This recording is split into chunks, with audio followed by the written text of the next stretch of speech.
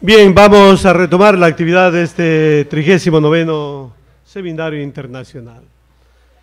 A continuación, damos la bienvenida al doctor Julio Durango Carrión, presidente de la Sala Penal del Instituto Nacional de Defensa de la Competencia y Protección de la Propiedad Intelectual del vecino país de Perú, quien nos acompaña con el tema subsidios cruzados y fijación de precios como modalidad de abuso del poder de mercado. El doctor Durán es graduado en Derecho en la Pontificia Universidad Católica del Perú, egresado del doctorado de Gobierno y Políticas Públicas en el Instituto de Gobierno de la Universidad San Martín de Porres. Realizó estudios de posgrado en Propiedad Intelectual en la Universidad de Buenos Aires, Argentina. Derecho Internacional en la Organización de Estados Americanos, OEA, en Río de Janeiro, Brasil, y en la Escuela Iberoamericana de Defensa de la Competencia de España. Entre sus reconocimientos académicos encontramos primer puesto en el concurso de investigación jurídica para docentes universitarios, Mario Alzamora Valdés, Universidad de San Martín de Porres. De sus publicaciones destacamos el libro Derecho del Consumidor, analista de su autonomía y nuevas perspectivas de desarrollo. Entre su experiencia profesional podemos mencionar que es asesor del Grupo de Apoyo de la Mesa Directiva del Congreso de la República del Perú para la facilitación de inversión y generación de empleo. Con ustedes, el doctor Julio Durango Carrión, con el tema subsidios cruzados y fijación de precios con modalidad de abuso del poder de mercado. Bien, buenos días con todos. En primer lugar, mi agradecimiento a la Superintendencia por la invitación que se ha formulado para conversar el día de hoy sobre un tema que nos compete a todos porque está vinculado a un tema de mercado.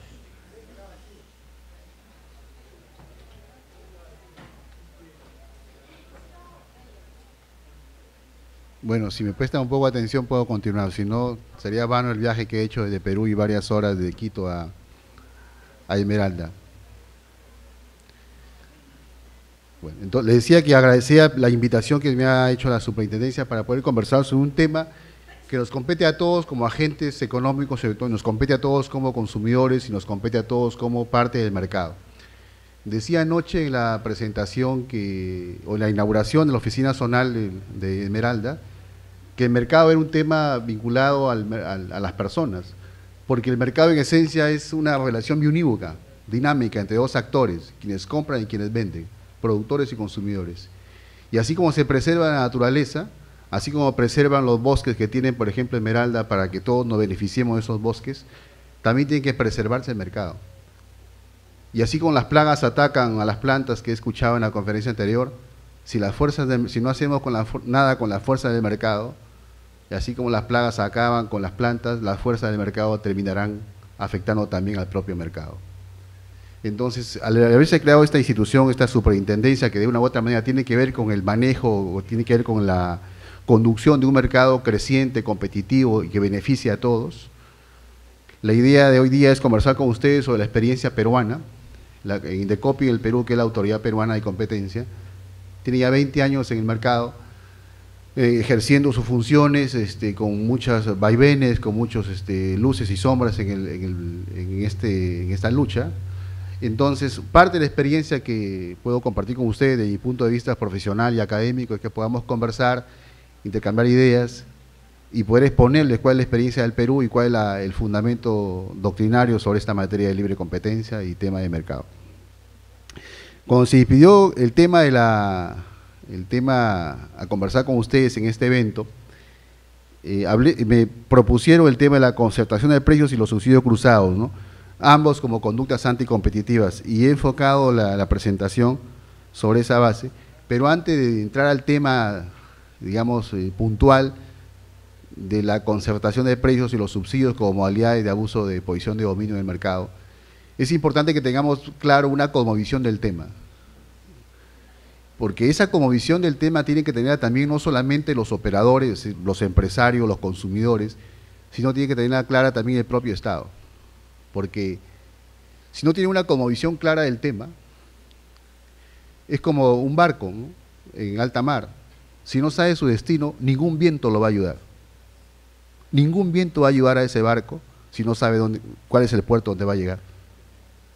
Igual es el tema, si no hay una cosmovisión clara, precisa, coherente, política, económica, social del tema del mercado, por más voluntad del superintendente no van a saber llevar a donde quieran llegar. Y esa es la idea. Y para poder hablar de una política de, digamos, tema de mercado, hay varias condiciones. Yo anoche expuse 3 y que la voy a repetir el día de hoy porque probablemente había personas que no estaban anoche en la inauguración. Tenemos que tener un enfoque sistémico del tema de mercado. ¿Y ese enfoque sistémico qué implica? Implica, por un lado, y en primer lugar, una política pública, una cosmovisión clara, concreta, definida de parte del Estado. O sea, ¿cuál es el discurso político que el Estado tiene sobre el mercado, sobre la competencia, sobre la economía? Entonces, ese discurso político, esa cosmovisión, esa gran línea de acción política tiene que tenerla bien clara el Estado. Y sobre esa gran línea de acción política, sobre esa gran cosmovisión del Estado, esa política pública, viene el segundo paso, que es la normatividad. Una norma que vaya de acuerdo con esa política pública. Entiendo que tiene una norma, he visto la ley orgánica de control del poder de mercado, y el nuevo reglamento también lo estaba revisando hace unos minutos. Tienen una legislación, pero no basta la legislación. La legislación también tiene que tener otras condiciones. La legislación tiene que tener suficiencia académica, conceptual, teórica, que lo que diga la ley sea lo que responde a la nueva cosmovisión del tema desde el punto de vista doctrinario. Los nuevos avances, los nuevos estudios, las tendencias, las teorías sobre teoría económica, teoría de los mercados, teoría de la organización industrial, tiene que estar claro en esa ley. Eso se llama suficiencia académica, teórica de la norma. Tiene que tener precisión normativa, que lo que diga la ley, que lo que establezca la ley sea, digamos, preciso, que no admita una interpretación antojadiza de la autoridad o distinta, diferente. Tiene que ser precisa, mucha precisión normativa en aquello que se dice, lo que se llama tipicidad, ¿no? Que las conductas estén descritas en la norma. Y tercero, tiene que tener coherencia sistémica. La norma tiene que ser coherente con la Constitución, coherente con la doctrina, coherente con el mercado, coherente con el sistema. Entonces, esas son las 3 condiciones de la normatividad. Y en tercer lugar, la institucionalidad. Y hablamos de institución, en este caso Ecuador tiene la Superintendencia de Control de Poder de Mercado, y ahí es importante entonces definir esa institucionalidad, cómo se organiza, o sea, cómo la autoridad se organiza administrativamente para poder conducir adecuadamente los mercados, para poder sancionar aquellas conductas abusivas, aquellas conductas restrictivas, para poder firmar acuerdos de leniency, para poder firmar acuerdos, qué sé yo, de cese, etcétera. O sea, cómo se organiza administrativamente y funcionalmente la autoridad. Yo saludo la forma como se ha organizado la superintendencia, estaba revisando, creo que tiene una intendencia de prácticas abusivas, una intendencia de prácticas restrictivas, de concentraciones, de abogacía de la competencia, etcétera. O sea, creo que funcionalmente y organizacionalmente están, a la par, a la altura de lo que exige el mercado en este caso, y eso es importante, ¿no? Cómo te organizas. Bueno, para cerrar esta parte, esta idea central, enfoque sistémico en tema de libre competencia, política pública, normatividad e institucionalidad. Y en normatividad, a su vez, 3 condiciones: suficiencia conceptual o académica, precisión normativa y coherencia sistémica. 3 elementos de la norma. Y en la parte institucional, que te organices adecuadamente desde el punto de vista administrativo y funcional para poder asumir el trabajo que compete, ¿no? En el caso del Perú, por ejemplo, cuando se creó la superintendencia o INDECOPI, el Instituto de Defensa de la Competencia, también tenía pocas oficinas, solamente 8 o 10 a nivel nacional, cuando el Perú tiene 24 regiones. En esta última gestión, desde el año 2012, ya tenemos 24 oficinas regionales, ya está en todo el Perú. ¿Qué es lo que viene haciendo la superintendencia? Entiendo que está en Quito y ahora hay otras localidades que también están siendo vinculadas, ¿no? Anoche se ha inaugurado la oficina zonal. Eso es importante. Bien, eso como un primer punto. ¿Y cuál es la política de competencia? No sé cómo está organizado, por lo que he podido documentarme en Ecuador, pero la doctrina establece 3 niveles en una política de competencia adecuada: prevención, represión y fomento. La represión, ¿qué indica? control de conductas anticompetitivas incompatibles con el mercado.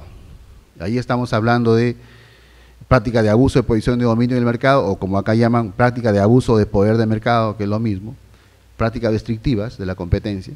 Esa es la parte de represión, de sanción. La parte de prevención, ¿cómo previenes que esto no suceda? La prevención implica control de estructura de mercado.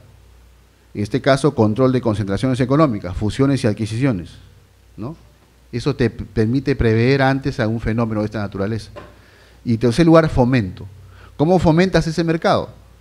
Propicia de distintos sectores, promueves inversión pública, de regulación, liberalización, privatización de servicios públicos, políticas de inversión, abres el mercado a más operadores, ¿no? Lo cual no implica que el Estado abdique de su poder de control, sino que permita a su vez que haya una promoción de la economía, promoción del mercado, promoción de las inversiones, con distintos modelos, ¿no? Entonces, pero tienen que tener bien claros esos tres temas. Fomento del mercado, fomento de la productividad, de la inversión, prevención de las conductas anticompetitivas, y si no se pueden prevenir y esto ya sucede en el mercado, la represión. Los tres elementos que tienen que ir en una adecuada política. Y así es en todo el mundo. Cada país con diferentes matices, ¿no? En el caso del Perú, por ejemplo, nosotros no tenemos un sistema de control. El segundo elemento no lo tenemos, que es la prevención. No tenemos control de estructuras de mercado, ¿no? No tenemos control de concentraciones, que ya voy a ver más adelante, voy a explicar cómo es ese tema, ¿no? Y en un entorno de libre competencia, ¿qué tiene que haber? Tiene que haber formación autónoma de los precios. El Estado no dice cuánto debe costar tal o cual producto, ¿no? Hay una formación autónoma que responde a las fuerzas mismas del mercado. Hay libre elección del consumidor. Los actores se mueven con independencia. Y imposibilidad de que las empresas concurrentes basen sus decisiones de negocio basadas en su propia política industrial y sin atender el tema del mercado. Son tres elementos importantes a tener en cuenta en un mercado de libre competencia, ¿no?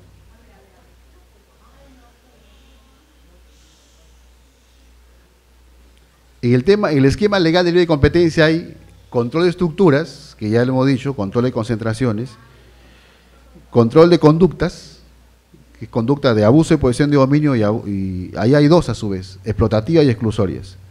Prácticas colusorias, horizontales o verticales, facilidades esenciales y acuerdos de alienación. Y el caso de ustedes, también yo quiero destacar dos ventajas del sistema normativo ecuatoriano. ¿Por qué? Porque el caso del Perú, ya lo dije antes, no tiene control de concentraciones económicas. Solamente las tiene en el sector eléctrico. Una generadora no puede, digamos, fusionarse con una distribuidora de electricidad. Solamente la ley del sector eléctrico en el Perú prevé el control de concentraciones económicas en el sector eléctrico. Y han habido 2 o 3 operaciones nada más en Perú. Pero no tenemos control de concentraciones en ningún sector del mercado. Se ha propuesto, hay proyecto de ley para poder hacer un control, pero ha habido mucha oposición de, bueno, los gremios, las sociedades de comercio, de industria, no se ha logrado y no existe. De manera que se puede juntar 2 o 3 bancos y crear una gran entidad financiera, 2 o 3 comercializadores de alimentos y formar un gran holding. Entonces no hay en ese tema el Perú un control. Y por otro lado, tampoco el Perú tiene prácticas explotativas, que vamos a ver más adelante. Ahí tienen ustedes cómo está el panorama a nivel latinoamericano sobre el control de concentraciones. El Perú, dije, no lo tiene. Pero Brasil sí lo tiene, Colombia, Uruguay, Paraguay, Ecuador, Argentina, Chile, Venezuela, Bolivia. Bolivia, Perú y Guatemala son los países que no tienen control de concentraciones empresariales. Entonces es un tema a mirar, es una ventaja competitiva de parte de la norma ecuatoriana.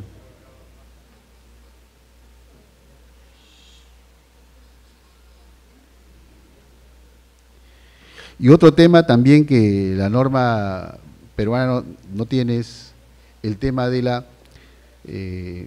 los delitos de abuso de poder económico. En el caso del Perú se ha despenalizado las conductas de orden económico.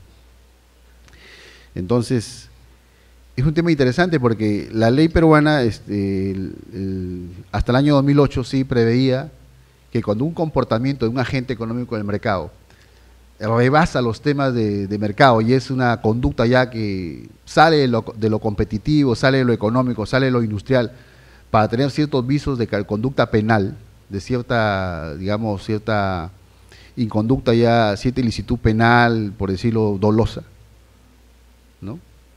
La autoridad, en este caso Indecopi, podía sancionar y poner en conocimiento al fiscal para que inicie una acción penal.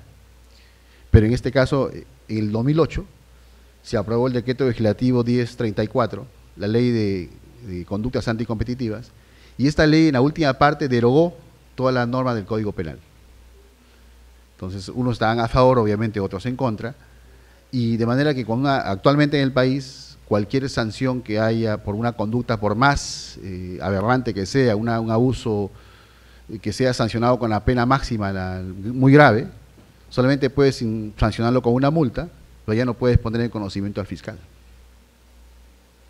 Es muy interesante porque hemos tenido hace poco un caso donde se sancionó a un gremio que hubo concertación de precios y de posturas en licitaciones públicas del oxígeno medicinal. Y a tal punto que los hospitales tenían que comprar a otros importar oxígeno. Y eso generó un tema complicado con el tema de salud pública. Y se sancionó con más de 3.000 UITs. 3.000 UITs más o menos $1.500 cada una. Cada UIT es $1.500, son 3.800 soles. Y es una multa pues inmensa. Son más de 3.000 UITs, imagínense, multa de millones de dólares. Igual a los operadores. Pero la multa ha quedado ahí. El caso ha quedado solamente con sanción administrativa. Y si se hubiera encontrado alguna inconducta de otra naturaleza, no hubiera podido ponerse conocimiento al fiscal, porque no hay, como dije antes, delito de abuso de poder económico. Ahí tienen ustedes unas citas que he puesto ahí de algunos especialistas, ¿no? Hay una cita que dice que las facultades que otorgó el Congreso al Poder Ejecutivo eran solamente para materia económica y no para derogar artículos del Código Penal, pero se hizo, ¿no? Entonces, y hay una crítica ahí de un profesor, Percy García Cabero, que dice: me he topado con una política legislativa dirigida a sacar del derecho penal diversos delitos económicos para convertirlos en meras infracciones administrativas. Dice: lamento esta decisión que me parece lo peor que he visto en derecho penal. Y él es decano en la Facultad de Derecho, pero a su vez era miembro de una comisión de Indecopi, ¿no? Entonces, es interesante lo que se dijo. En ese caso, entonces, vamos viendo en esta comparación con la legislación ecuatoriana, que es diferente a la peruana, y tienen ustedes una ventaja porque esa posibilidad sí existe en la ley ecuatoriana. Ahí tienen ustedes el decreto legislativo 1034, fue del 25 de julio del 2008, y se sancionó con motivo de adecuar el TLC a las normas internas del mercado. Entiendo que Ecuador aún no ha firmado el TLC con Estados Unidos, pero tiene otros TLCs con otros países. Entiendo que hay con la Unión Europea, con otros países hay TLCs. Esos TLCs es como una norma que para que haga clic o enganche con la legislación interna ecuatoriana tiene que tener un empalme. Y hay que tener cuidado cuando se hagan esas normas de empalme del TLC con la norma interna, porque en ese empalme podrían, digamos, modificarse algunos artículos vinculados a los temas de competencia, que ha pasado en el caso peruano. Teníamos una norma de libre competencia y cuando se empalmó con la norma del TLC, ahí se produjo este desajuste que estamos comentando, ¿no? Y el tema del debate es la práctica de abuso de posición de dominio, ¿no? En la legislación peruana hasta el año 2008, que era la ley, el decreto legislativo 701, sí incluía prácticas de abuso exclusorias y explotativas. No lo incluía típicamente, o sea, no decía un artículo que se incluye en ambas, pero interpretándose sistémicamente o sistemáticamente, siendo coherente con la interpretación, con la Constitución, sí se consideraba que habían prácticas explotativas. Algunos decían que no, y el tribunal algunas veces tuvo algunas resoluciones diferentes, pero se incluían ambas, por lo menos había la posibilidad de interpretar que podían ser exclusorias, que son aquellas dirigidas a excluir a otros competidores del mercado, y las prácticas de abuso explotativo, que son aquellas que ejercen presión sobre los consumidores, ¿no? Sobre el propio mercado. Entonces, ahora la ley no lo tiene. El 1034 es inconsistente con el origen de la norma y del origen europeo que sí prevé este tipo de conductas, ¿no? ¿Y cómo está a nivel, diríamos, internacional? ¿Cómo vamos a ver cómo funciona el tema, ¿no? En el caso del Perú, sí, la ley no considera el abuso explotativo o práctica de abuso de posición de dominio de carácter explotativo. Pero, ¿qué dice el mundo, por ejemplo? Usted en la ley de competencia británica prohíbe el abuso de posición de dominio en el mercado sancionando los precios inequitativos y la limitación de la producción o el desarrollo tecnológico que perjudique a los consumidores. Ahí tienen ustedes un ejemplo que la ley británica sí prevé, sí sanciona ese tipo de conductas.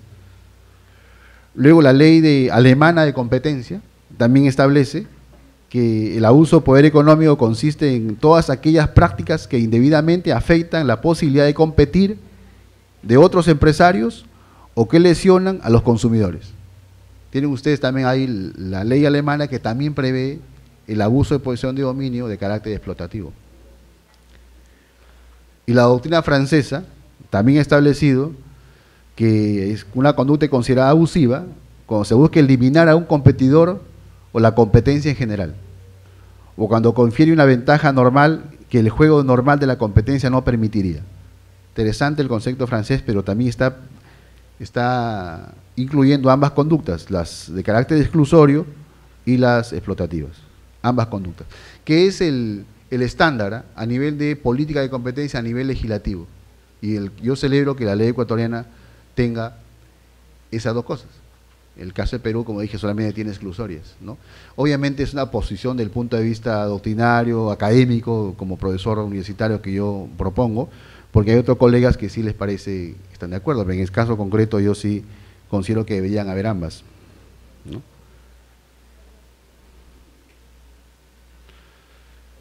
¿Y qué implica que hayan estas dos conductas? Implica que se interprete adecuadamente el mandato constitucional. Entiendo que la ley de abuso de poder de mercado de Ecuador va de la mano con lo que dice la Constitución ecuatoriana. Entonces tiene que siempre hacer ese link, ese match entre la ley y la Constitución, porque no podía decir una cosa distinta a lo que establece el mandato constitucional. Entiendo que va por ahí. Entonces, en el caso del Perú, la Constitución peruana, el artículo 61, ustedes lo van a leer en la parte final de la lámina, la última línea, dice: el Estado combate toda práctica que limita la libre competencia. Y todo es todo. Pero la ley dice que solamente se combate en prácticas de abuso y posición de dominio exclusorias. Ahí tienen ustedes entonces una especie de una diferencia entre el mandato constitucional y lo que dice la norma.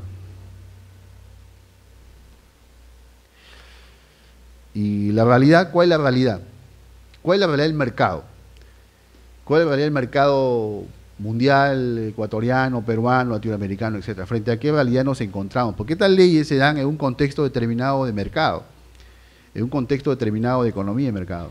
¿Dónde estamos entonces? Actualmente los consumidores estamos en una situación de inferioridad frente al nivel de las empresas, y hay que encontrar un equilibrio frente a ello, ¿no? Entonces, hay muchas empresas inmensas cuyo facturación anual es similar al presupuesto de un país. Ahí he puesto unos ejemplos, Pepsi-Cola, he puesto ejemplos como varios, Unilever, ¿no? Nestlé, manejan presupuestos de más de entre 21.000 a 30.000 millones de dólares anuales. Ahí pongo un ejemplo de una multa a Microsoft el año 2004 de más de 497 millones de euros. Esa multa representa el 0,2% de sus ingresos del año. Miren el tamaño de los mercados. Es frente a esa realidad que nos encontramos. Y es frente a esa realidad que una superintendencia como esta y como la autoridad peruana tiene que hacer frente. Obviamente no se sanciona el hecho de que tengas posición de dominio, porque una empresa lo que busca es tener posición de dominio, que todos te compren, que tengas preferencia a los consumidores. Eso no es malo. Es malo cuando cometes abuso, cuando con esa posición lesionas el mercado y atenta contra las reglas mismas del mercado.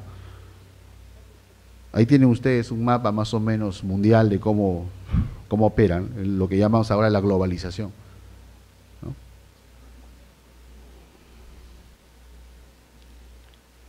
Bueno, y las prácticas restrictivas de la competencia, que es otra modalidad, también es importante mencionarlo. Hay acuerdos, decisiones o prácticas concertadas. Es difícil pues, que un gremio o que alguien que quiera atentar contra el mercado deje pues un acta. Nadie va a hacer nadie que haga algo ilícito fuera de ley va a dejar constancia de un documento.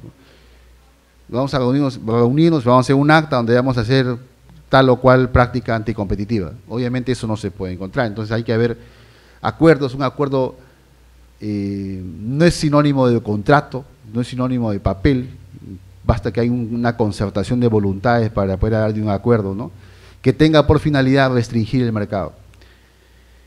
Decisión se refiere a toda una recomendación, a una, mejor dicho, una especie de orientación que des para determinada práctica. En el caso del Perú, por ejemplo, ya un caso muy antiguo, el sector avícola, se sancionó la Asociación Peruana de Avicultores, porque se consideraba que esa asociación es la que da especie de directivas.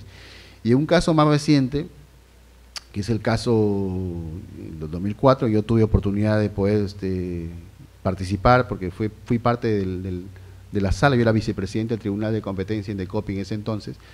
Sancionamos al gremio de seguros, y al gremio de seguros no se le iba a encontrar un acuerdo, un documento donde acordaran la concertación del precio de las pólizas, pero sí habían acuerdos, habían decisiones, y se sancionó también a la APESEC, que es la Asociación Peruana de Empresas de Seguros, donde se había concertado, o se había, digamos, habían contratado un mismo actuario, habían establecido un mismo precio de la póliza y habían dado ciertas directivas o recomendaciones para el precio de la póliza, ¿no? Es interesante porque la sanción ahí fue en función del tamaño del mercado, o sea, cuánto de porcentaje de mercado tenía cada empresa, ¿no? Y luego la práctica concertada, que también hace referencia a cooperación informal entre una empresa u otra, ¿no?, a decisiones que puedan tomar en función de esa cooperación, ¿no? Obviamente acá tiene mucho trabajo el equipo pues, de funcionarios, de profesionales, de técnicos, de la autoridad de competencia, porque tienen que saber escudriñar, saber buscar, saber interpretar desde el punto de vista económico, desde el punto de vista técnico, desde el punto de vista industrial, desde el punto de vista social y jurídico, cuál es el impacto de la medida que se ha tomado, de la decisión, qué implica, qué subyace al interior de cada decisión de negocio que se ha tomado. Entonces, implica un trabajo de pesquisa y un trabajo de análisis y diseño también interesante, es un reto para la autoridad de competencia. Y el caso del ordenamiento jurídico peruano considera que el bien jurídico protegido es la competencia. Se ha hablado de competencia, anoche hablaba del superintendente de competencia, el nuevo superintendente zonal, que es un chico muy joven, a quien yo he saludado, y le auguro un éxito en su función acá en Esmeraldas.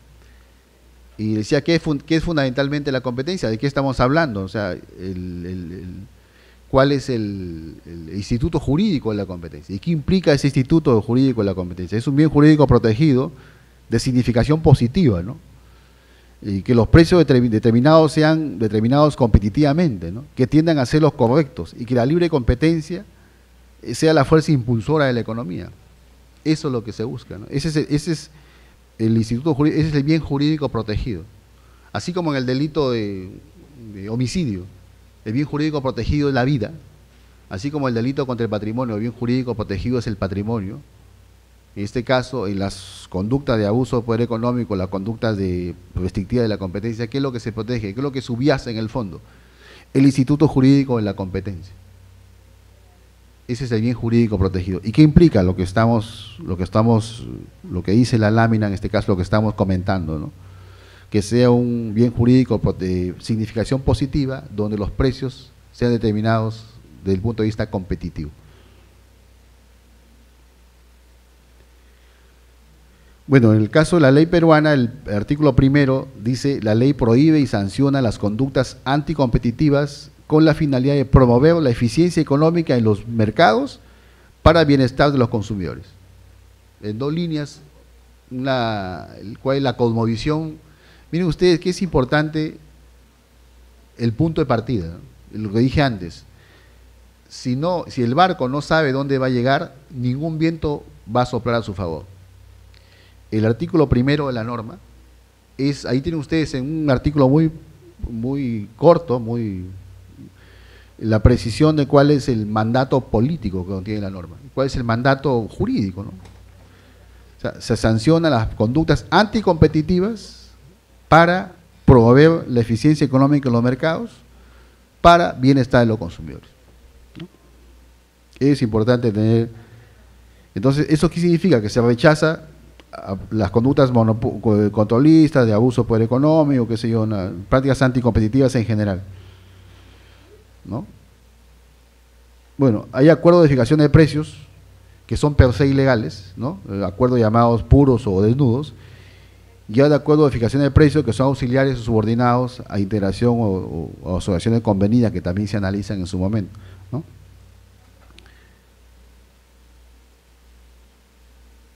Y la posición de dominio en el mercado, que es ya lo dije antes, no significa que solamente tengas por tener posición de dominio y seas sancionado por tener posición de dominio, sino cómo haces un acto de abuso y posición de dominio. Eso es lo que la ley sanciona. Las conductas anticompetitivas sobre la base de la posición de dominio del mercado.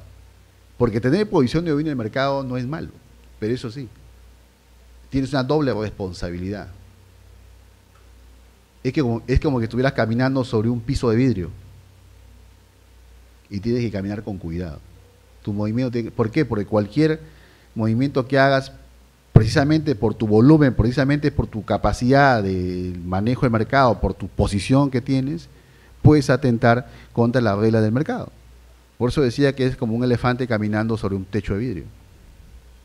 Entonces, ahí es importante tener en cuenta entonces qué implica la posición de dominio del mercado, ¿no? Y empresa que cuenta con un poder la ley lo define, un poder para fijar precios, para prescindir de los consumidores, clientes, ¿no? Que tiene acceso a tecnología, red de distribución, etcétera, etcétera, ¿no? Tiene una serie de variables que le dan esa posición. Incluso el propio consumidor puede llevar a una empresa a tener una posición de dominio, si es que prefiere la marca, por ejemplo. Una empresa que valida mucho la marca y consume ese producto, ¿no? Una empresa que tiene buena publicidad, buen sistema de distribución, acceso a fuentes de financiamiento, etcétera, puede tener posición de dominio de mercado.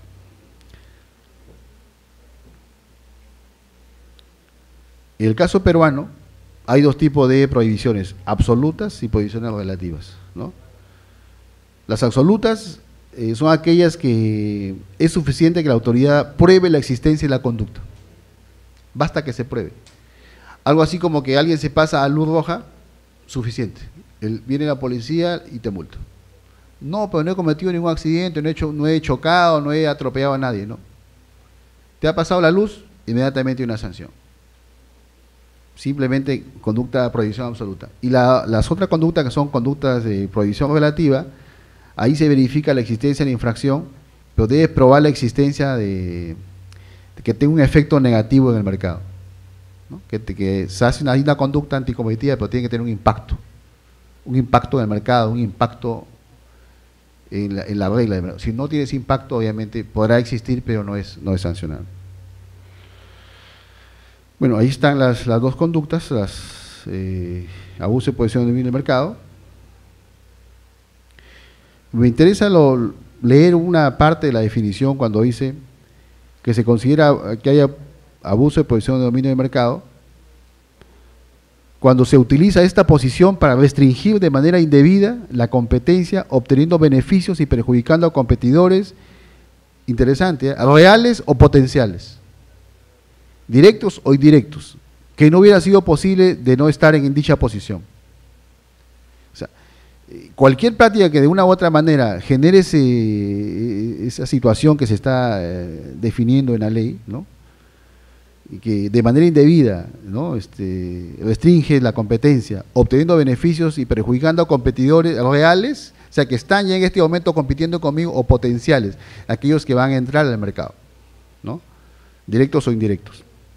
Y la práctica de abuso, las prácticas colusorias también habla de que son prácticas colusorias horizontales, acuerdos o decisiones o recomendaciones o prácticas concertadas de los agentes económicos que tengan por objeto o efecto restringir, impedir o falsear la libre competencia.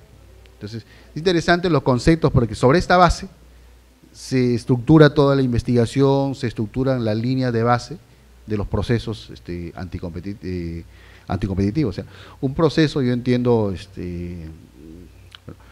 cómo la superintendencia define las bases de una investigación preliminar, ¿no? de pesquisa, investigación, pero estos son los puntos de partida para poder iniciar una investigación. Bueno, y vamos a lo que nos interesa fundamentalmente sobre concertación de precios. Perú y Ecuador, ahí pueden unas fotos alusivas ahí a nuestras banderas y a nuestro presidente, que están ahí muy sonrientes en esa foto, ¿no? Y la normativa ecuatoriana digamos, comparando con la norma peruana, ¿no? La norma ecuatoriana tiene dos modalidades de abuso de poder de mercado, igual que la ley peruana, pero la ley ecuatoriana tiene dos diferencias. Tiene el abuso de poder de mercado por el establecimiento de subsidios cruzados en sector privado y abuso de poder de mercado de prácticas explotativas, cosa que la ley peruana no tiene. No tiene la ley peruana esos dos. Entonces, en tema de subsidios, el tema de subsidios en el caso del Perú, como no hay la ley no tipifica exactamente los subsidios cruzados en el sector privado como tema de abuso de poder de posición de dominio, pero han habido situaciones de mercado en las cuales se han producido eventualmente ese tipo de conductas, y en ese sentido han tenido que hacer investigaciones. Ahí hay un estudio que está incluso datado en la parte de arriba, ¿no? Que se hizo en el mercado de los servicios de los puertos en el Callao, ¿no? Entonces, yo he puesto ahí algunas líneas que os da una idea de lo que contuvo ese estudio previo a que se inicie ya una investigación, se inicie previamente un proceso en este mercado. Entonces, ahí se dice en ese estudio que habían prácticas supuestamente anticompetitivas, y esa estrategia se basaría en posibles subvenciones cruzadas de los operadores portuarios a las navieras, que luego deberían recuperar con tarifas más altas a los usuarios, al menos a los de menor poder de negociación. Dice, y el incumplimiento de esas tres condiciones nos llevan a concluir que no podemos defender la existencia de acuerdos anticompetitivos en estos mercados. Ese es parte del estudio. Obviamente es un estudio grande, muy voluminoso, pero yo he extraído una de las conclusiones, uno de los temas principales que daba cuenta que había un subsidio cruzado en este mercado. Pero a su vez el estudio concluía con algunos tips que daba, algunas especies de recomendaciones que se da en ese estudio. Entonces, el objetivo del informe es evaluar las condiciones de competencia en los mercados de servicios de carga marítima en el terminal portuario del Callao, y en particular los servicios de carga en los contenedores. El estudio se inicia en un contexto de críticas más o menos generalizadas a las condiciones de calidad y costo de los servicios portuarios. ¿Qué implica esto? Por el tema que nos convoca hoy y que yo conversaba en la mañana, ayer también comentaba y me he documentado sobre el tema del tema de La Palma y el tema de la problemática en Ecuador.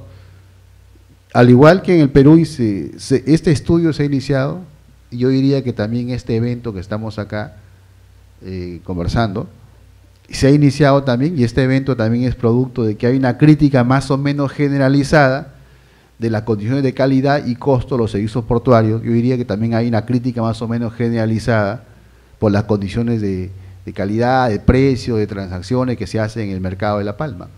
Lo he visto porque cuando me pasaron el tema de la invitación, tuve que documentarme un poco y acceso a internet, en documentos, para poder ver más o menos cómo está el mercado. Y ahí encontré también que hay más o menos una crítica, que es igual las condiciones que se daban en el país en ese entonces. ¿Y qué se me recomendó? No, dadas las conclusiones favorables en general, la existencia de competencia efectiva en estos mercados, tenemos condiciones o recomendaciones para los reguladores y autoridades de competencia. Sería conveniente incentivar un sistema de tarificación y facturación que los operadores incumbentes, principalmente las agencias marítimas, fuera más transparente y más significativo. Eso fue entre otras, obviamente, las recomendaciones que dio que hizo el estudio. Entonces, pero ¿qué pasó? Después del estudio, se tomaron estas iniciativas los operadores, los agentes económicos vinculados en este tema, y no se llevó a cabo ningún proceso. Porque, digamos que se corrigió la conducta, lo que hubo en ese entonces en el mercado. De manera que no podía comentarles cómo terminó con el proceso, porque no hubo proceso en ese caso. Luego tuvimos un caso de subsidios, un caso muy interesante en Perú, pero no fue un subsidio de ente privado, sino un caso de subsidios a nivel internacional, por precisamente el tema de aceite, en este caso aceite comestible. El denunciante fue la Sociedad Nacional de Industrias, la SNI, frente a varias empresas argentinas, Río de la Plata, de GESA, etcétera, varias empresas, por aceites comestibles.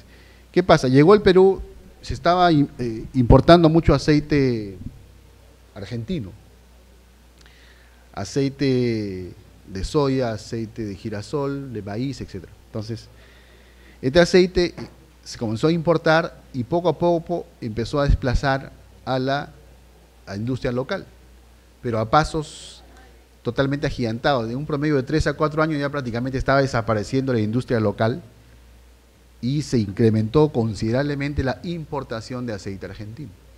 Entonces, ahí tienen ustedes, no sé si aprecia bien la lámina, pero más o menos cómo fue creciendo. Ustedes ven ahí el año 97, las importaciones pasaron de 24% a 25, 31, 34, 35, 43, hasta llegó hasta 85. Ustedes pueden ver así, anualmente, del aceite importado, obviamente, argentino. Pasó del 97, el año 97 tenía la importación argentina era 4%, el 98 pasó a 11%, el 99 a 18%, el 2005 a 27%, 31, 32, 36, 45, llegó hasta 81%. En ese lapso. Entonces ya tenías que parar, y los importadores, las nacionales que tenían 75% pasaron 75, 70, 68, 65, 64, 58 y fueron decayendo. O sea, una curva de crecimiento de la importación de aceite argentino y una decrecía, ¿no? Una disminución de la producción nacional. Entonces inició un proceso, y Bolivia, que era un importador, prácticamente Argentina sacó a Bolivia del mercado las importaciones bolivianas, pasaron de 17, 9, 9, 3, 4, 2, miren ustedes cómo fue bajando la importación de aceite boliviano. Brasil desapareció el mercado y Chile también, entonces, que eran otros países que importaban, de los cuales se importaba aceite. Entonces, en esta investigación, le comento un poco antes de pasar esta lámina. Bueno, yo he pasado esa lámina, hay varios cuadros, varios estudios econométricos, estadísticos, de impacto, de impuestos, etc., una serie de elementos, pero lo interesante es que en ese tema, un elemento nos ayudó mucho porque teníamos que decidir, y era uno de los primeros casos de subvenciones en Latinoamérica. La autoridad tenía que decidir, ¿está de acuerdo? Estábamos fallando en función del de la OMC y el acuerdo antidumping, y todos los países estaban con los ojos puestos en Perú cómo iba a decidir, y estábamos nada más y nada menos que frente a Argentina, ¿no? Y bueno, ya cuando teníamos todas las pruebas documentales, de estudios, técnicas, etcétera, estadísticas, nos llegó una prueba que fue fundamental, y nos llegó un audio que había aparecido en Argentina, de una conversación entre el ministro de la DUA con el presidente de la DUA, con su ministro de Economía, que era Domingo Cavallo. Y ese diálogo fue transcrito y se nos hizo llegar a nosotros formalmente, con todas las formalidades de ley, a través de la Embajada Peruana en Argentina. Si le voy a pedir que los estudiantes, si pueden empezar, porque su murmullo de estudiantes un poco que dificulta la conferencia, entonces no puedo concentrarme. Si quieren que les hable un poco la experiencia que pasó. Entonces, ¿qué pasó? ¿Qué no llegó entonces? Si puede levantar, porque cada rato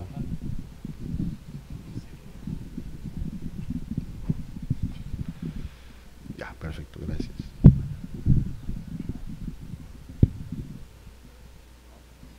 Parece que, bueno, no importa, déjelo ahí. Entonces, ¿qué pasó? En este caso, nos llegó este documento, una transcripción de esta conversación del presidente de la UBA con su ministro de Economía, y ahí él le da cuenta, le está, parece, informando de cómo se maneja la economía, y le dice, textualmente le dice, además de otra ganancia impositiva, aprovechamos este mecanismo o la introducción de este mecanismo para reducir drásticamente el sistema de reintegros a las importaciones, que es un sistema que nos está creando muchos problemas en todos los países del mundo, que se constituía una prueba fehaciente de la aplicación de subsidios, y menciona la palabra mágica, subsidios, y daba lugar a determinación de derechos compensatorios y fijación de derechos compensatorios en Estados Unidos, en países de Europa y hasta Perú.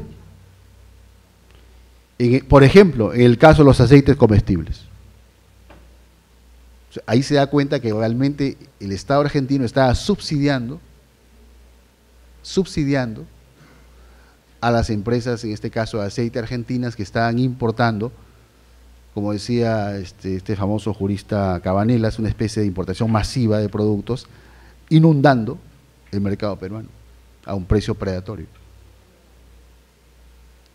Ahí está, y el tema para el tribunal, que yo estaba en la vicepresidencia en ese entonces, fue, ¿y cómo incorporamos esta prueba? ¿En pie de página? ¿O como el texto de la resolución? Dijimos, no, en el texto. Se mencionó, entrecomillado, obviamente diciendo la fuente donde fue obtenida, y ahí está, que el 15 de junio de 2001 el ministro de Relaciones Exteriores del Perú envió las declaraciones formuladas por el entonces presidente de la UBA y su ministro de Economía, Domingo Cavallo, sobre las medidas cuestionadas en la investigación. Y con ese documento, y con ya formalmente incorporado al proceso, se puso en la resolución y se pudo fallar. Y les comento, así ya fuera de, obviamente no es jurídico este comentario, los periodistas, la presión decía, si se falla en contra, el Perú rompería relaciones diplomáticas con Argentina. Así es la presión. Pero se sancionó, o no se sancionó en este caso, se dispuso derechos compensatorios a las importaciones de aceite argentino, y hasta ahora seguimos en relaciones con Argentina y está muy bien y no ha pasado nada, ¿no? Pero es un caso que pasó sobre el tema de subsidios.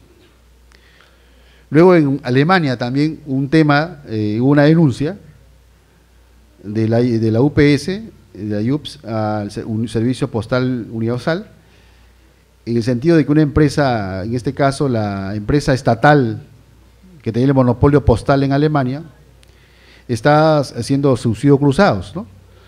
Estaba incurriendo en subsidio cruzado al utilizar su poder monopólico en el mercado de correspondencia para competir en el mercado de mensaje de paquetes, financiando con sus ingresos en el primero de dichos mercados, donde sustentaba un monopolio legal, la venta de servicios por debajo del costo en el segundo de ellos.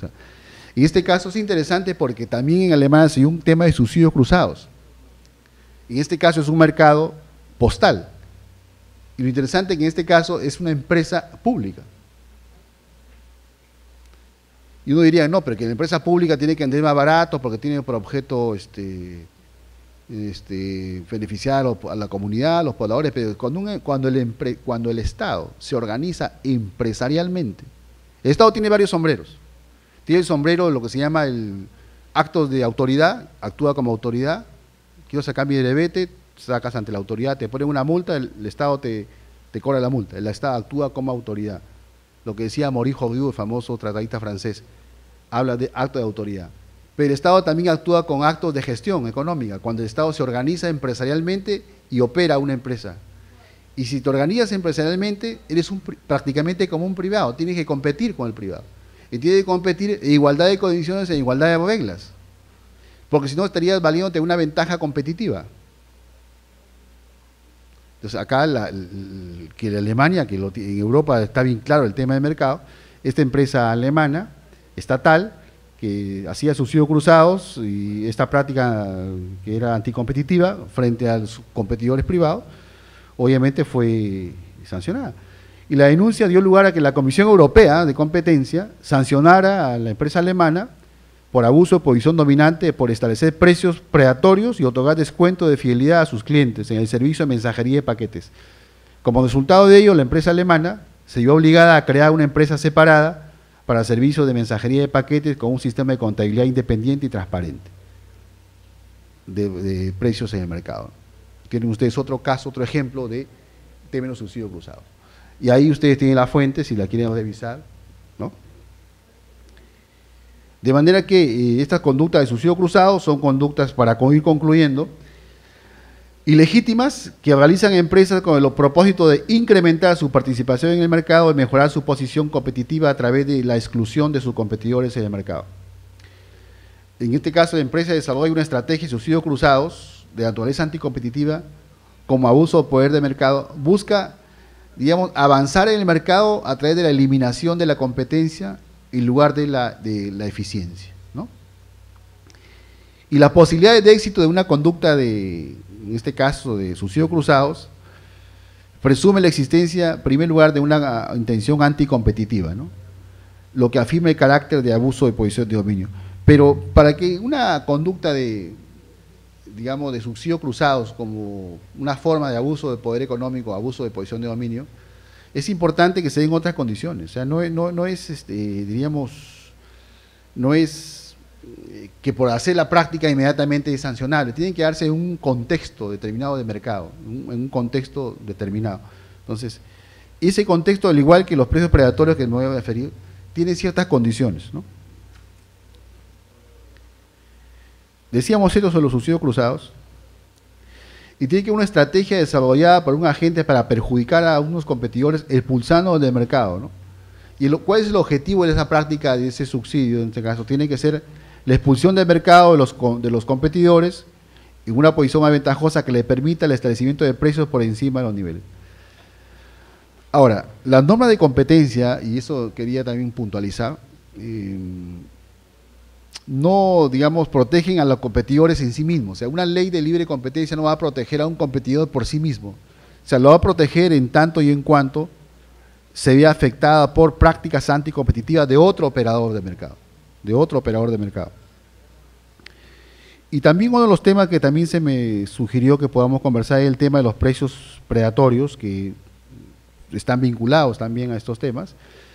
Y los precios predatorios se caracterizan por asunción de pérdidas a corto plazo ante la expectativa de obtener beneficios a largo plazo que superan ampliamente las pérdidas, ¿no? Y obviamente con la intención de eliminar a un competidor por su participación en el mercado.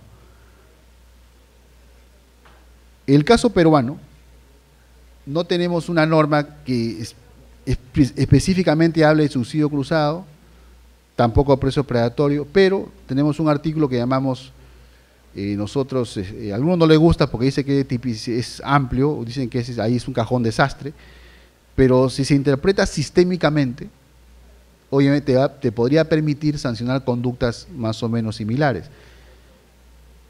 Ahí lo dice, ¿no? El artículo 10, el decreto legislativo 1034 no contiene una disposición expresa que sancione precios subsidios cruzados ni predatorios, pero tenemos un artículo, el 10,2, que dice, ustedes lo pueden leer, que se sancionan aquellas conductas que impidan o dificultan el acceso a la permanencia de competidores actuales o potenciales en el mercado por razones diferentes a una eficiencia económica. Pero alguno dirá, oye, pero ahí no dice, pues, como el derecho penal, ¿no? Que tiene que el principio de legalidad, no dice exactamente subsidio, no dice exactamente depredación, no habla de eso, pero ahí viene pues la tarea de la autoridad, que tienes que interpretar, aplicar la norma de manera sistémica. Y dije al comenzar esta conferencia que tenía que aplicar sistémicamente la norma, ¿de acuerdo? Cuando dije coherencia sistémica, previsión normativa, suficiencia académica, entonces tiene que interpretar. Y ninguna ley del mundo puede prever exactamente todo. ¿Y por qué? Porque la realidad supera la norma. La dinámica del mercado es mucho más rápida que, en este caso, la ley.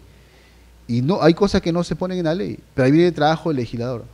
Toda ley siempre comienza en 1, 2, 3, 5, 7, y tú dirás, oye, pero falta el número 4, este número 4 lo pones tú, pues, con tu interpretación. 1, 2, 3, 5, 7, 8, 9, 11. Oye, pero falta el 7, falta el 8 en esa lista. ¿Sabes contar? Sí. 1, 2, 3. ¿Qué falta? 4. Ya, ponlo. 5, 6. ¿Qué falta? El 7. ¿Sabes contar? Sí, pon el 7. Es el trabajo del operador. Tienes que interpretar, analizar, contextualizar la norma frente al mercado. Y ahí, entonces, esta norma dice ahí, aquellas conductas que dificulten la permanencia o el acceso a competidores actuales o potenciales en el mercado por razones diferentes a una mayor eficiencia económica. Entonces, ahí interpretas. El caso de la ley peruana, estamos hablando del contexto de la ley peruana que no tiene, pero ustedes sí han tipificado esa norma. Y aún tipificadas, ustedes, la hora que uno arma y el proceso, tiene que, a su vez, a construir la solución y ir tomando estos elementos en juego, ¿no? Y ahí esos son los puntos de vista, lo que decía yo, los requisitos, si podemos decirlo así, que se pueden tomar en cuenta para hablar de cuando un suicidio cruzado o una predación impacta en el mercado. Primero, tiene que tener poder de mercado, la tenencia de poder de mercado por parte del operador principal, o predador en este caso, si fuera predación. La capacidad financiera para subsidiar o para soportar las pérdidas en la etapa inicial. La capacidad productiva para enfrentar incrementos en la demanda. La presencia de barreras de salida bajas. La capacidad del predador de elevar el precio luego de excluir a sus competidores. La presencia de barreras de entrada altas. Y la capacidad de mantener un precio monopólico durante el tiempo necesario para recuperar las pérdidas y obtener ganancias adicionales. Entonces, el éxito de estas prácticas depende de la existencia de una serie de condiciones, ¿no? Y el análisis de esas condiciones resulta de una especial importancia en la evaluación de esta práctica que tenga que hacer la autoridad, ¿no? En tanto que solo en aquellos casos en que existan razones fundadas para esperar que la estrategia del subsidio cruzado o la predación desarrolle éxito, tienen que analizarse ese tipo de conducta, ¿no? Y para que sea, digamos, sancionada, tiene que quedar demostrado no solo que la empresa que desarrolla se encuentre capacidad de excluir a las empresas víctimas, digamos, de la conducta, ¿no? Sino también que se encuentra en la posibilidad de recuperar después los fondos transferidos a través de subsidios, ¿no? Bien, yo puse unos ejemplos ahí mirando los temas en los de mercado, el de La Palma, el que está en cuestión acá en Ecuador y que este evento es producto de esa digamos, problemática que se ha generado, ¿no? Que cuando una empresa con posición de dominio necesita, digamos, más aceite de palma para refinación y producción de productos terminados y compra aceite crudo a extractores independientes, pero fija por debajo del mercado los precios, estás cayendo obviamente en una predación, ¿no? También, entonces, ahí son situaciones que pueden darse, y de la misma manera también cuando, digamos, se compra una empresa con poder, una empresa con mercado compra este producto a precios superiores a los de la competencia, para que otros competidores no puedan comprar, estás también cayendo en una práctica de esta naturaleza. Y obviamente son dos líneas que comento sobre la base de lo que he podido informarme de internet, de lo que he conversado, pero no fundamentalmente habría que analizar el caso para poder establecer conclusiones más precisas, ¿no? Más coherentes, ¿no? Pero siendo la recuperación de lo invertido en la etapa de la predación a través del establecimiento de precios monopólicos en la etapa post-predación, con el objetivo de cualquier esquema anticompetitivo que tenga que darse, ahí es donde tiene que analizarse esa situación, ¿no? Y finalmente decía que debe quedar demostrado no solo que la empresa que se encuentra en capacidad de excluir del mercado a la víctima de la predación, sino que además da las condiciones y características del mercado en la que se desarrolla la práctica, se encuentra en la posibilidad de recuperar los subsidios. O sea, hay que ver también la característica del mercado, o sea, si este mercado del que estamos hablando tiene barreras de entrada muy altas o tiene barreras muy bajas también de salida, etcétera.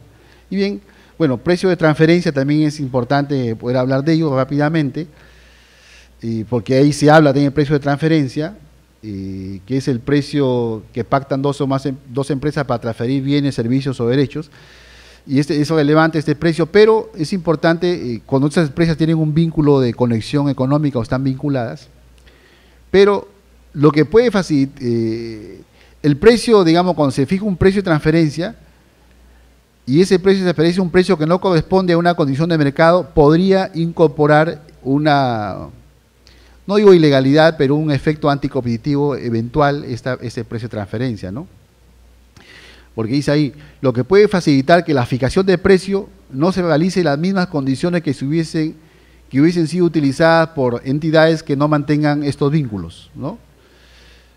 Ese es el tema, dice, si la fijación del precio difiere del que se hubiese formado en un mercado abierto y competitivo, implica que el precio permitiría distribuir beneficios entre empresas vinculadas de una manera que podría ser artificialmente favorecida a alguna de las entidades.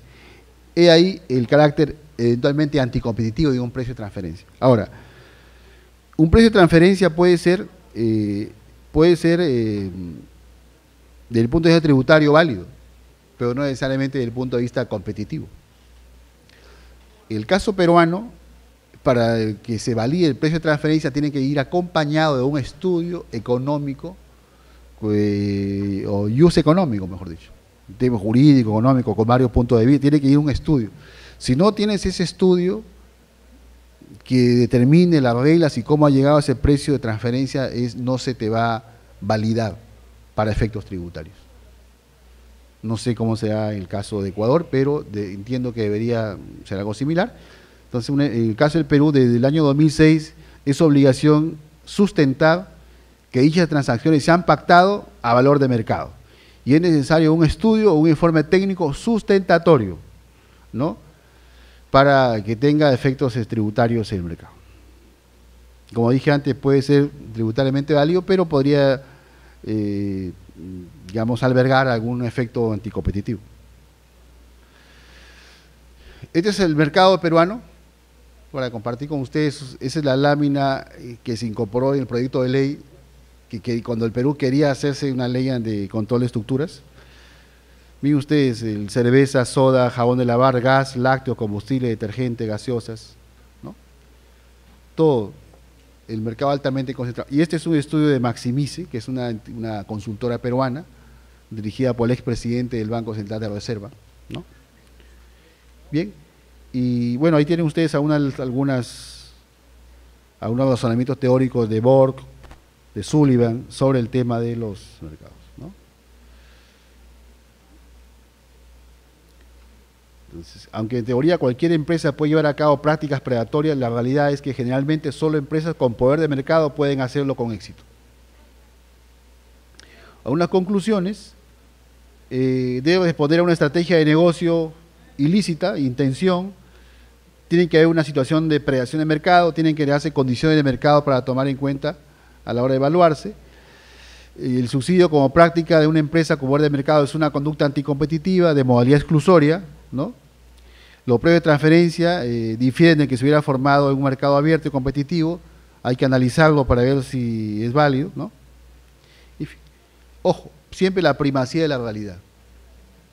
La ley se va a votar en un momento, aplica la realidad, ¿no? De manera que la forma de los actos jurídicos utilizados por los contratantes no enerva el análisis que la autoridad efectúe sobre la verdadera naturaleza de las conductas subyacentes a dichos actos. Tienen que penetrar en el ADN de la conducta, si quieren ustedes, porque a veces la norma no dice nada, no hay nada, lo tiene que penetrar para poder analizar primacía de la realidad, ¿no? Luego, bueno, ya estamos con el tiempo, y hacer una interpretación, siempre una interpretación teleológica, telos, fin, finalidad de la ley, sistémica y constitucional, para encontrar una solución. No hay nada perfecto, porque solo Dios lo es, pero encontrar una salida que más se aproxima a la realidad de lo que están juzgando, estudiando, ¿no?, debatiendo, ¿no? Entonces, siempre primacía. La ley, nosotros en el Perú tenemos esa ley, primacía de la realidad, que nos permite ir más allá de la forma jurídica, porque son formas jurídicas, pero la realidad a veces es mucho más trascendente, ¿no?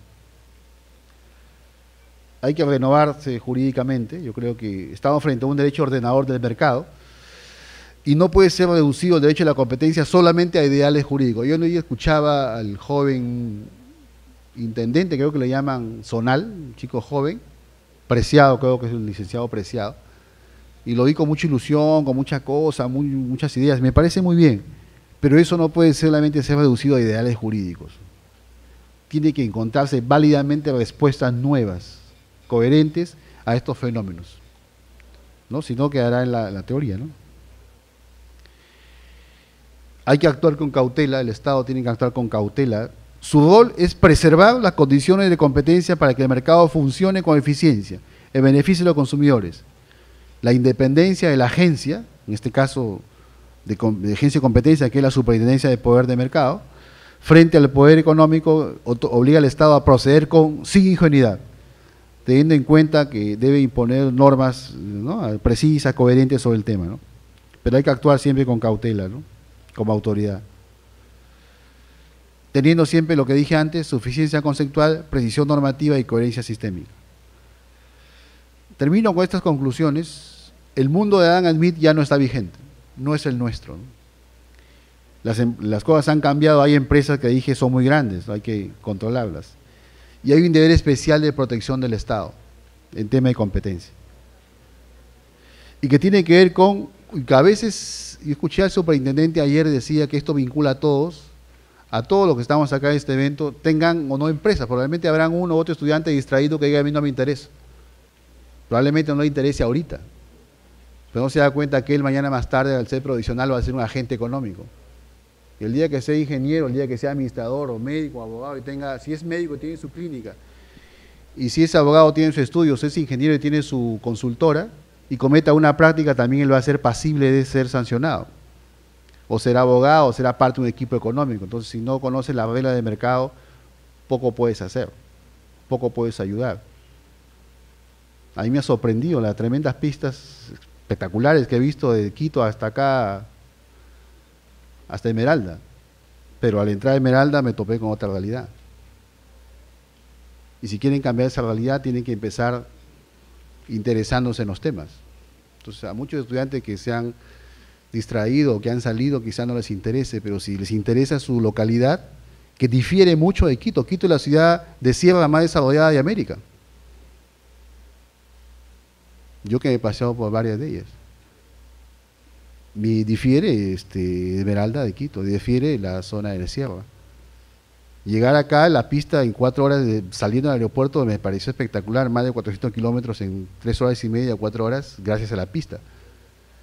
Y acá se produce, creo, el asfalto, ¿no? Una planta tiene, entonces, ¿por qué parte de ese asfalto no va a las pistas de la localidad? Llegar acá en la mañana fue no llegábamos, porque no podíamos llegar. Entonces, parte del mercado, el mercado nos compete a todos.